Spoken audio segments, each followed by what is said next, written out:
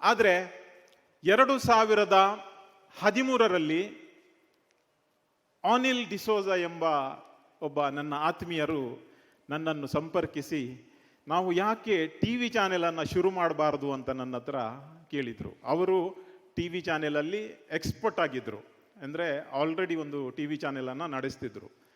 ನನಗೂ ಕೂಡ ಒಂದು ಆಸೆ ಇತ್ತು, ಅಂದರೆ ಯಾಕೆ ನಾವು ಶುರು ಮಾಡಬಾರ್ದು, ನನಗೆ ಎಕ್ಸ್ಪೀರಿಯನ್ಸ್ ಇಲ್ಲದಿದ್ದರೂ ಕೂಡ ಎಕ್ಸ್ಪೀರಿಯನ್ಸ್ ಇದ್ದವರು ನಮ್ಮೊಡನೆ ಜಾಯಿನ್ ಮಾಡುವಾಗ ಯಾಕೆ ಮಾಡಬಾರ್ದು ಅಂತ ಹೇಳಿದಾಗ ನಾನು ಓಕೆ ಅಂತ ಹೇಳಿದೆ. 2014 ಮೇ 9ನೇ ತಾರೀಕು ನಮ್ಮ ದೈಜಿ ವರ್ಲ್ಡ್ ರೆಸಿಡೆನ್ಸಿಯಲ್ಲಿ ಕಾರ್ಪೊರೇಟ್ ಆಫೀಸ್ ಸ್ಟಾರ್ಟ್ ಆಗುವ ದಿನವೇ ದೈಜಿ ವರ್ಲ್ಡ್ ಟಿವಿಯ ಸಿಂಬಾಲಿಕ್ ಆಗಿ ಅದರ ಇನಾಗರೇಷನ್ ಆಗಿತ್ತು ಮೇ 9ಕ್ಕೆ.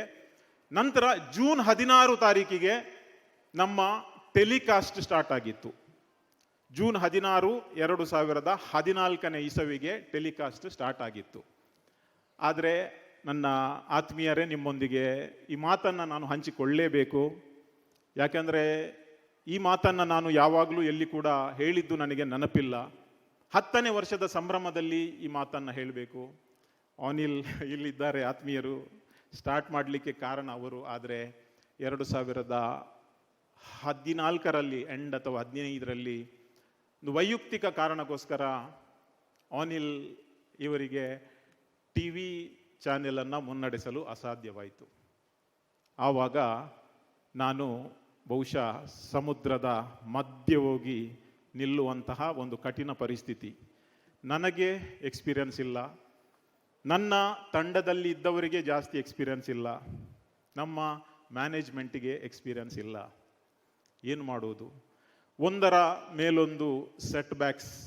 ಅದು ಇವತ್ತು ನಾನು ಇಲ್ಲಿ ಹೇಳಲಿಕ್ಕೆ ಆಗುವುದಿಲ್ಲ ಆ ಸೆಟ್ ಬ್ಯಾಕ್ಸ್ ಏನಂತ. ನಾನು daijiworld.com ಅಲ್ಲಿ ಜಾಸ್ತಿ ಕಾನ್ಸಂಟ್ರೇಟ್ ಮಾಡ್ತಿದ್ದೆ. ವಿಷಯ ತುಂಬ ಗಂಭೀರವಾಗಿತ್ತು. ಪ್ರತಿಯೊಂದು ತಿಂಗಳು ಒಂದರ ನಂತರ ಒಂದು ಲಾಸಲ್ಲಿಯೇ ನಡೆಯುತ್ತಿತ್ತು. ಆದರೆ ನಾನು ಈ ಸಂದರ್ಭದಲ್ಲಿ ಕಣ್ಣು ಮುಚ್ಚಿ ಒಂದು ಮಂತ್ರ ಹೇಳ್ತಿದ್ದೆ, ನಾನೆಂದಿಗೂ ಸೋಲುವುದಿಲ್ಲ, ಸೋತರೆ ಅದು ನಾನಲ್ಲ. ನಾನೆಂದಿಗೂ ಸೋಲುವುದಿಲ್ಲ, ಸೋತರೆ ಅದು ನಾನಲ್ಲ. 2020ರ ತನಕ ಈ ಮಂತ್ರವನ್ನು ಹೇಳಿಯೇ ಹೋದೆ. ನಂತರ ಬಂದದ್ದು ಕೊರೋನಾ.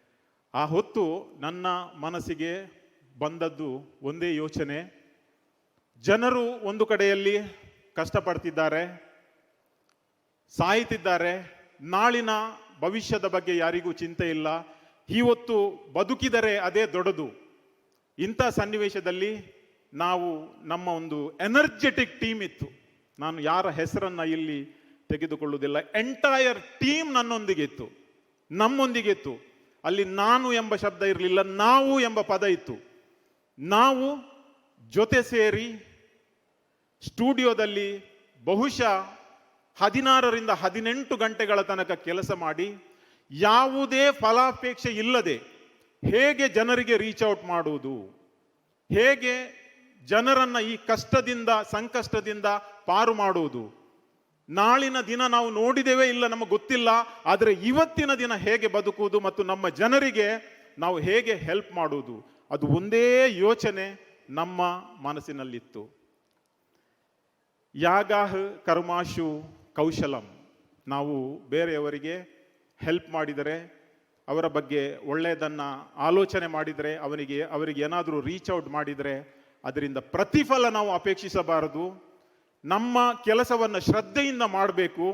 ನಾವೆಲ್ಲವನ್ನು ಬಿಟ್ಟು ಅದರಲ್ಲಿ ಫುಲ್ ಆಗಿ ಕಾನ್ಸಂಟ್ರೇಟ್ ಮಾಡಬೇಕು. ಈ ಒಂದೇ ಧ್ಯೇಯದಿಂದ ನಾವು ಮಾಡಿದ್ದು, ಅದರ ಪ್ರತಿಫಲ ನಮಗೆ ಮುಂದಿನ 4 ವರ್ಷಗಳಲ್ಲಿ ಸಿಕ್ಕಿ ಇವತ್ತು ದೈಜಿ ವರ್ಲ್ಡ್ ಟಿವಿ ಒಂದು ಬ್ರ್ಯಾಂಡ್ ಆಗಿ ಕ್ರಿಯೇಟ್ ಆಗಿ ಕೇವಲ ಕರಾವಳಿ ಜನತೆಗೆ ಮಾತ್ರವಲ್ಲ, ರಾಜ್ಯದ ಜನತೆಗೆ ಮಾತ್ರವಲ್ಲ, ವಿಶ್ವದಲ್ಲಿರುವ ಪ್ರತಿಯೊಂದು ಕರಾವಳಿಯ ಕಣ್ಮಣೆಯಾಗಿ ಬೆಳೆದಿದೆ.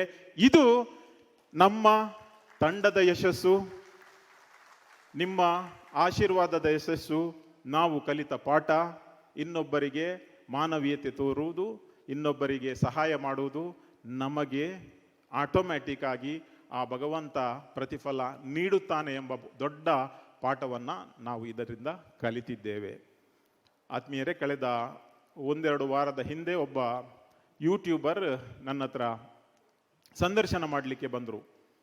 ಅವರು ನನ್ನ ಹತ್ರ ಕೇಳಿದ ಒಂದು ಪ್ರಶ್ನೆ, ಇವತ್ತು ದೈಜಿ ವರ್ಲ್ಡ್ ಟಿವಿ 10 ವರ್ಷ ಯಶಸ್ವಿಯಾಗಿ ಬಹಳ ಒಂದು ಮುಂಚೂಣಿಯಲ್ಲಿದೆ, ಈ ಯಶಸ್ಸಿಗೆ ಕಾರಣ ಏನು ಅಂತ ಕೇಳಿದರು. ಈ ಯಶಸ್ಸಿಗೆ ಕಾರಣ ಏನು? ನಾನು ಹೇಳಿದ್ದು, ನಾವು ಯಶಸ್ಸು ಇನ್ನೂ ಕಂಡಿಲ್ಲ, ಈಗ ಕಾಣುತ್ತಿರುವುದು ಅದು ಕೇವಲ ಪ್ರಗತಿ, ಓನ್ಲಿ ಪ್ರೋಗ್ರೆಸ್ ಅನ್ನ ಕಾಣ್ತಾ ಇದ್ದೇವೆ. ಆದರೆ ಯಶಸ್ವಿ ಏನಂತ ನಮ್ಗೆ ಗೊತ್ತಿಲ್ಲ.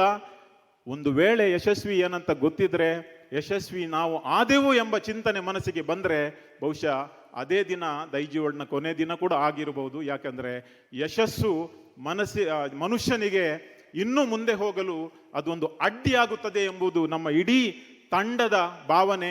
ಇವತ್ತು ನಮ್ಮ ಫುಲ್ ಟೀಮ್ ಇದೆ, ಅವರನ್ನು ಯಾವತ್ತೂ ಕೂಡ ನಾನು ನಮ್ಮ ಸ್ಟಾಫ್ ಅಂತ ಕರೆಯಲ್ಲ, ಎಂಪ್ಲಾಯಿ ಅಂತ ಕರೆಯಲ್ಲ, ನೌಕರರು ಅಂತ ಕರೆಯಲ್ಲ. ಅವರು they are part of our progress. ನಮ್ಮ ಸಕ್ಸಸ್ ಒಂದು ವೇಳೆ ಅದು ಆದರೆ ಅದರ ಪಾರ್ಟ್ನರ್ಸ್ ನಮ್ಮ ಟೀಮ್ ಮೆಂಬರ್ಸ್. ಸಾಧ್ಯವಾದರೆ ಒಂದು ದೊಡ್ಡ ಚಪ್ಪಾಳೆಯನ್ನು ನಮ್ಮ ಇಡೀ ಟೀಮ್ ಮೆಂಬರ್ಸ್ಗೆ ನೀವು ನೀಡಿ. ಯಾಕಂದ್ರೆ ಅವರು ಇಲ್ಲದಿದ್ರೆ ಇವತ್ತು ಈ 10th ಆನಿವರ್ಸರಿ ಇಲ್ಲಿ ಆಗ್ಲಿಕ್ಕೆ ಸಾಧ್ಯವೇ ಇಲ್ಲ.